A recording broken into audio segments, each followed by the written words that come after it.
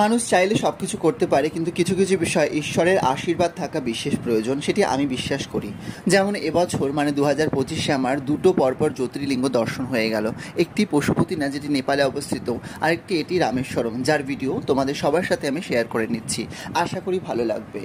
আমি সাউথ ইন্ডিয়ায় গেলে পরে মন্দিরগুলো অবশ্যই ভিজিট করি বা করার সুযোগ হয় আমার, যার কারণে আমি ঈশ্বরকে বিশেষভাবে ধন্যবাদ জানাই। আর মন্দিরগুলোর ইনফ্রাস্ট্রাকচার এত অপূর্ব, একটা কথা সত্যি অবাক লাগে ভাবলে, তখনকার দিনের এরকম ধরনের প্রযুক্তি ছিল যারা এই ধরনের মন্দির তৈরি করতে সক্ষম হয়েছে, এবং এখনও অবধি দণ্ডায়মান সেটি।